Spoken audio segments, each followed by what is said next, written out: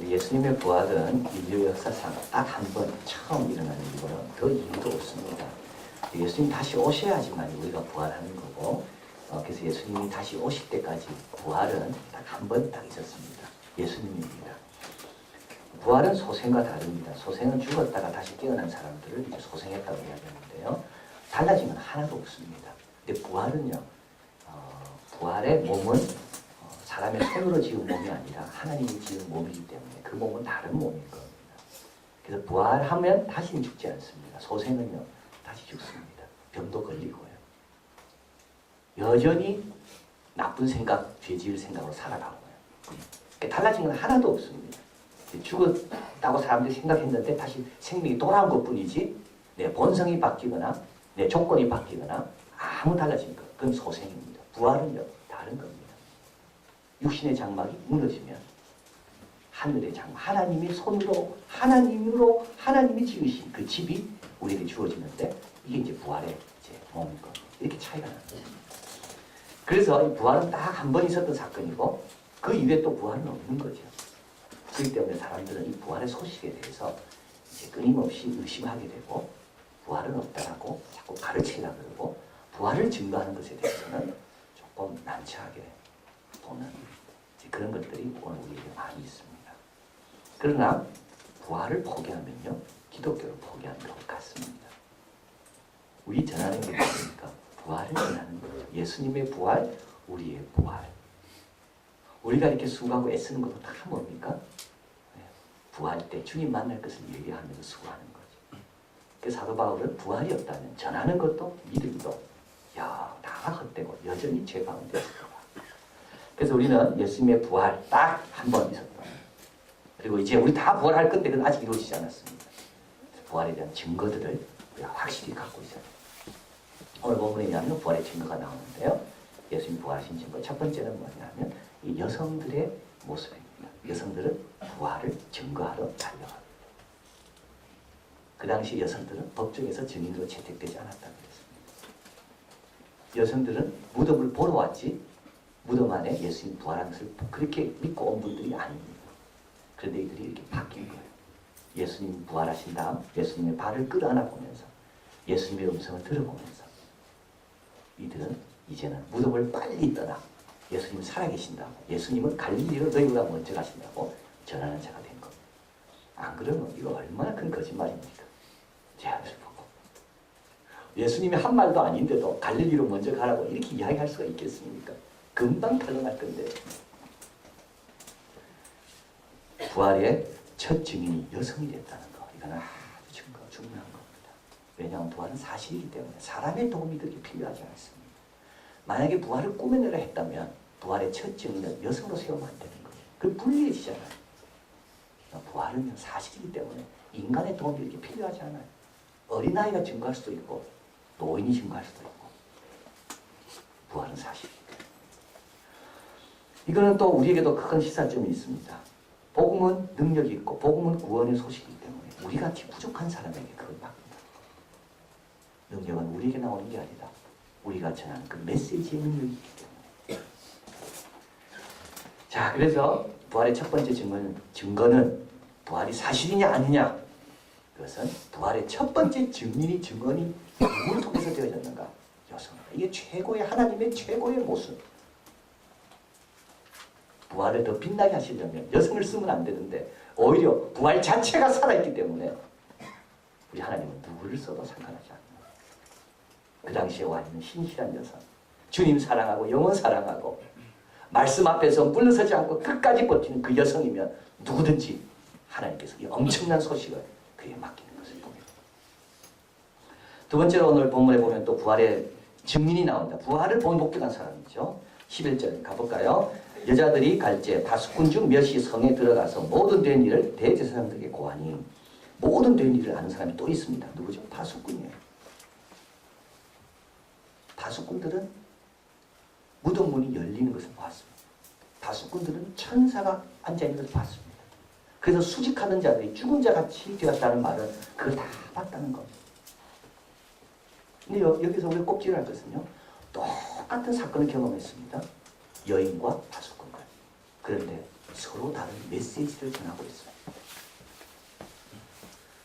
여러분, 메시지를 전하는 것은요, 사건 때문이 아닐 때도 많이 있어요.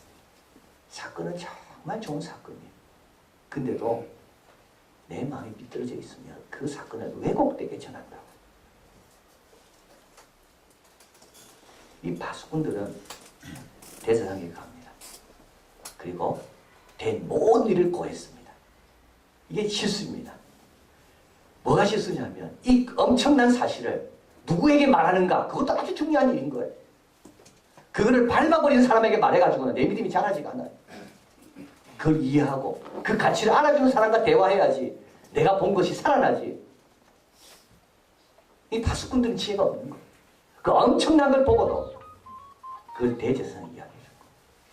대제사장이 이렇게 이야기합니다. 책만 받아야 됩니다. 왜냐하면 무덤 문이 열리도록 안고도 아닌 거 아닙니까? 책만 받아야 돼요. 벌 받아야 돼요. 시체를 도둑받았으면 벌 받아야 돼요. 근데 대제사장은 뭐라 이야기하죠? 돈을 많이 줍니다. 그러면서 이렇게 소문을 퍼뜨리라 그럽니다. 너희들이 자는 사이에 제 아들이 와서 예수님의 시신을 훔쳐갔다. 말이 안 되죠? 자는 사이에 시신이 훔쳐갔다. 그것도 어떻게 압니까? 자고 있었는데. 그러니까 대제사장은 아주 난처해졌습니다. 부활을 받아들이게. 그래서 어떻게 됩니까? 난처한 입장을 모면하려고 더 난처한 생각으로, 방법으로 동원하는 것. 이걸 가리켜서 역성대라고 이야기합니다. 예수님 살아계시는데도 불구하고 계속 예수님 살아계시지 않는다고. 역성교. 그런데 일이 어떻게 되나요? 그래서 시신을 도둑질해 갔다고 했기 때문에 무덤은 비워놓을 수밖에 없는 겁니다. 자기 꾀에 빠진 거예요. 왜냐하면 유대인들은요, 죽으면 영도 같이 있는다고 봤습니다. 영과 육은 같이 있습니다. 유대인들은 그렇게 봤습니다. 살아있다면요, 영만 살아있는 헬라 사상이지, 살아있다는 것은 영육이 같이 있기 때문에 살아있다면 반드시 뭐가 돼야 됩니까? 무덤은 비어있어야 됩니다. 제 아들이 훔쳐갔다는 것을 소문을 퍼뜨리고 난 다음에 무덤을 다시 받을 수가 없는 거예요. 근데 그 빈 무덤이 예수님이 부활했다는 증거의 장소로 쓰이게 된 겁니다. 여성들이 무덤 앞에 올 때마다 그때 처음 들었던 음성, 주님의 발을 끌어안았던 것이 생각날 겁니다.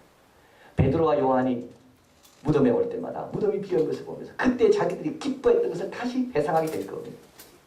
오히려 빈 무덤은요, 예수님의 부활이 증거하는 장소로 이들 때문에 쓰여지게 된 겁니다. 자, 그래서 우리도 조심해야 되는 겁니다. 조심해야 돼요. 평소 주님과 관계가 안 좋으면 주님께서 아무리 큰 축복을 주셔도 다른 메시지를 전해낸다는 거예요. 아무리 좋은 메시지, 축복을 받아도, 사건을 경험해도 평소 내가 주님과의 관계가 멀어져 있으면 다른 메시지. 그래서 이 여인은 예수님은 살아계신다고 그 메시지를 갖고 파수꾼들은 똑같은 걸 경험했는데 제자들이 훔쳐갔다는 메시지를 퍼뜨리고, 실제로 이들이 부활의 증인이 될 뻔한 사람들이지. 부활의 영광에 참여할 수 있었었는데 잘못 만나고 잘못 엉뚱한 사람에게 전해지고 평소 관계가 안 좋으니까 이 기회를 다 뺏긴 겁니다. 그래서 부활의 증인은요, 여인들이고요, 또요, 부활의 증인, 이 파수꾼들의 모습입니다. 그리고 세 번째, 우리 제자들이 변합니다. 오늘 본문에 한번 가보겠습니다. 16절 같이 읽을까요? 11제자가 갈릴리에 가서 예수의 명하시던 산에 이르러 17절입니다. 예수를 배웠고 경배하나 오히려 의심하는 자도 있더라. 이거 한번 보십시오. 11제자가 나오죠. 이제 아주 슬픈 내용입니다. 12제자 가운데 한 명은 죽고 11제자만 남은 겁니다. 참 슬픈 내용입니다. 그래서 마태는 처음으로 예수님의 제자 숫자가 줄어든 것을 여기서 표현하는 겁니다. 그동안 12로 잘 가다가 여기서는 11명. 한 명 실패했습니다. 그리고 그 다음에 가보면 17절에 예수를 배웠고 경배하나 오히려 의심하는 자도 있더라. 이 의심이란 말은 두 마음을 품는 거예요. 우유부단한 것. 왜냐하면 부활하신 것 같기도 한데 또 아닌 것 같기도 하고. 그래서 어떤 학자는 이야기하기를 예수님의 부활을 받아들이기에는 시간이 너무 없었다는 것. 그걸 이해하고 소화하고 확신 갖기까지는 지금 시간이 너무 부족했다. 그래서 이들은 지금 우유부단하고 있다. 근데 이들에게 주님이 뭐라 말씀하는가? 18절 같이 있습니다. 예수께서 나와 일러 가라사대 하늘과 땅의 모든 권세를 내게 주셨으니 그러므로 너희는 가서 모든 족속의 제자를 삼아. 여기 강조하는 것은 모든입니다. 모든 권세, 모든 족속, 또 내가 분부한 모든 것을 가르쳐 지키게 하라. 이런 우유부단하고 11명으로 줄어든 제자들에게 주님께서 뭐라 말씀합니까? 모든 권세를 내가 있다. 이 말은 뭐죠? 너희들은 새로운 토대 위에서 일한다. 내가 그 토대다. 새로운 토대. 하늘과 땅의 모든 권세를 가진 내가 너희를 보낸다. 너희 뒤에 누가 있나? 내가 있으니 걱정하지 말고 가라. 새로운 토대. 완전히 달라져 있는 토대. 나를 보내신 분이, 하늘과 땅의 권세를 가진 분이 나를 보내시는구나. 새로운 토대. 내가 대사지만 아주 강한 나라의 내가 대사. 내가 특파원 또는 주재원으로 와 있지만 나는 엄청난 회사의 주재원으로 내가 와 있는 거. 내 토대, 내 일하는 토대가 어딘가? 새로운 토대. 그리고 가라고 이야기합니다. 적극적으로 가라. 모든 족속은 꼭 민족만 가리키는 게 아닙니다. 가정으로도 가고, 직장으로도 가고, 교도소도 들어가고, 학교도 들어가고, 가라. 모든 권세는 내가 갖고 있으니까 내가 보낸다. 가라. 적극적인 거죠. 그리고 아버지와 아들과 성령의 이름으로 세례를 주고, 이 이름은 단수입니다. 아버지의, 아들, 성령의 이름. 왜 이 세 분이 나올까 여기에요? 세례를 베풀 때요. 세례가 어떤 뜻인가를 가르쳐주는 겁니다. 하나님의 가족의 일원이 되는 것. 아버지, 아들, 성령이 가족이었잖아요. 근데 그 가족의 일원으로 나를 넣어주는 거예요. 그게 세례라는 거예요. 내가 들어와 있다는 것을 보여주는 게 세례라는 거예요. 얼마나 영광스럽습니까? 그러니까 세례받고 가만히 있는 게 아니라 이미 예수님을 영접하면 우리는 어디에 들어와 있다고요? 거기에 있는 게 아니라 구별되어 있지 않고 아버지 품, 아버지와 아들과 성령의 그 교제권 안으로 우리 이미 들어와 있다. 그 세례를 베풀어라. 그거를 확인시켜줘라. 그것을 많은 사람 앞에 증거하도록 기회를 줘라. 이게 세례입니다. 그래서 이 구절을 우리 가리켜서 마태복음은 이렇게 끝나죠. 그래서 마태복음은 이 구절이 제자들 가운데, 독자 가운데 가장 오래 남아있기를 원했습니다. 그래서 마태는 갑자기 여기서 끝내버려요. 이게 마태복음에 나와 있는 내용입니다. 부활의 결정. 마태복음의 결론. 하늘과 땅의 모든 권세를 내가 가졌으니 너희는 가서 제자를 삼고 아버지와 아들과 성령의 이름으로 세례를 주고. 그리고 맨 마지막에 뭐라 얘기하는가? 20절 같이 있습니다. 내가 너희에게 분부한 모든 것을 가르쳐 지키게 하라. 이게 어려운 겁니다. 세례까지 주는 건 괜찮습니다. 근데 어떻게 하라고요? 분부한 모든 것을 가르쳐 지키게 해라. 제자들은 압니다. 이게 얼마나 어려운 일인지. 왜냐하면 예수님께서 자기들을 위해 3년 동안 그렇게 기다리시고 인내하시고 기도해 주시고 근데도 분부한 모든 것을 지킨다는 것은 참 어렵구나. 근데 그게 어떤 방법이라고? 주님의 방법이라는 것. 좀 모순처럼 들리죠? 하늘과 땅의 권세를 가진 분이 한순간에 다 제자로 만들 수 있는데 주님은 그렇게 하지 않는 거. 기다려주고 기도해주고 또 설명해주고 또 참고.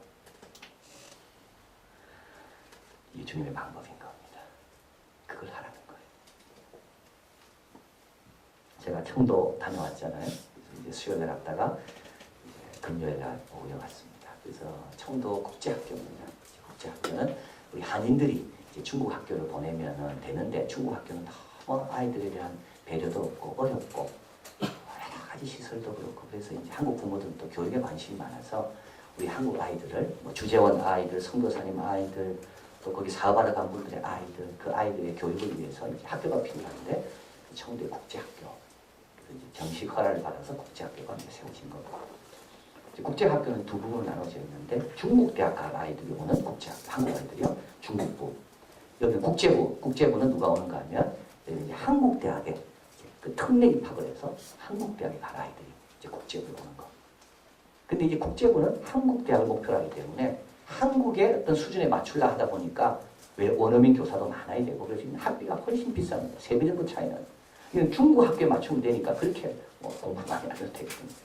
여기가 이렇게 차이가 나는 거예요. 그래서 중국부 아이들이 뒤가 많이 죽어 있죠. 교실도 좀 후진글 쓰고 선생님들도 좀 실력 없는 분이 배우고. 중국부 아이들이 같이 학교에서 생활하고 점심 먹고 하는데 이 아이들은 교복 잘 입고 생활하고 이 아이들은 그냥 뭐 꼭 이렇게 남의 집에 와 있는 것처럼. 그래서 이 아이들이 참 안 된 거예요. 그래서 이제 그 선교사님이 저한테 이 중국부에 있는 아이들을 위해서 좀 집회를 해달라고. 꿈을 좀 주면 좋겠다고. 그래서 제가 이제 그 말을 들으니까 너무 안 됐잖아요, 걔들이. 그래서 제가 간다 그랬지. 그래서 이제 간 거예요. 갈 때만 해도 이상을 갖고 갔죠, 꿈을 가지고. 야, 그 아이들 위해서 내가 쓰임 받으면 너무 좋겠다. 근데 가보니까 현실은 그렇지 않더라. 아이들이 강의를 듣는데 별로 고마워하지가 않아. 나는 바쁜 시간 내서 왔는데 나에 대해서 이렇게 뭐 잘 모르는 건지 하여튼 반응이 별로 좋지가 않아. 이게 현실입니다. 그래서 잘했어요. 그날 40명만 있었기 때문에. 아무도 못하는 사람도 없고. 그래서 야, 너 다음부터는 이런 좋은 기회가 있으면 꼭 기록해라, 너희들. 그리고 나서 이제 저녁 집회. 거기도 또 아이 한 10명, 학부형 한 5명. 이게 현실이더라니까요. 그래서 제가 또 가서 정성껏 또 해줬죠. 그래서 그 다음날은 이제 중국부하고 국제부하고 다 온 거예요. 한 200명이 쫙 앉았는데 얼마나 자세가 안 좋은지. 애들이 많으니까. 선생님 다니면서 F 이거 다녀도 말 잘 안 들어요. 요 옆에 앉은 놈들은 제일 말 안 듣는 놈들. 얘는 국제부 아예 국제부. 얼굴이 벌써 자신감이 넘쳐. 부모들이 본인이든지. 그중에 한 명 골프하는 애가 네 꿈이 뭐냐 골프라 그러더라. 그래서 제가 너 타이거우스처럼 되겠네. 대답이 이렇게 합니다. 그렇죠. 야 그렇죠 하지 말고 네라고 대답해. 너 열심히 연습해야 되겠네. 그렇죠. 그렇죠 말고 네라고 대답해. 아 그러니까 한이가 강의가 되겠습니까 제가. 강의를 잘했습니다. 1시간 반짜리인데 원래 제 특기는 짧게 하는 50분 만에 끝내고 애들 좋아하더라고. 박수치고 그냥. 그런데요 제가 참 그 덥고 애들 주목도 잘 안 하고 저도 참 피곤한 가운데 왔고 우리 교회도 일이 많은데 왔잖아요 제가. 근데 그런 생각이 들어요. 내가 얘들 위해서 내가 왔나. 내가 말을 지금 뭐 하는 일인가 내가 지금. 그런데요 그 몇 명은 어저께는 빈손 들어왔다가 오늘은 수첩을 가져와서 쫙 적더라. 그리고 그렇죠 대답했던 그놈은 뒤에 앉았다가 마지막 끝날 때쯤 내가 앞에 딱 와가지고 얼마나 열심히 듣는지. 이상과 현실은 다르구나. 나는 내가 가면 내 마음처럼 아이들이 다 들어줄 줄 알았는데 그렇지 않다 할지라도 그 중에 한두 명이라도 들으면 감사한 거구나. 이 예수님이 그 말씀입니다. 모든 것을 가르쳐 지키게 해라. 얼마나 이런 따분하고 지루하고 반복해야 되고. 그런데 하늘과 땅의 권세를 가진 분이 그렇게 우리를 섬기셨다. 제자 한 명 한 명을 위해 기도하시고 어린아이들이 오는 것을 맞아주시고. 그래서 제 아들은 그 말씀을 듣는 겁니다. 새로운 토대 위에서 일하게 되고 적극적으로 나가게 되고 세례를 베풀게 되고 그러면서도 한 명 한 명을 위해서 자신을 드리는 거예요. 어떻게 됐겠습니까?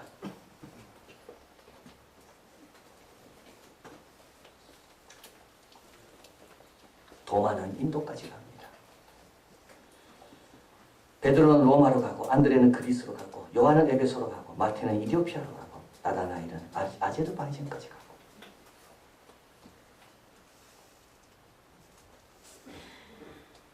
마이클 그린은 말합니다. 부활은 선교를 위한 도약대다. 제 아들이 오직 부활 때문에 가서 복음을 전할 수 있었다. 부활이 없다면 선포할 것이 아무것도 없었을 것이다.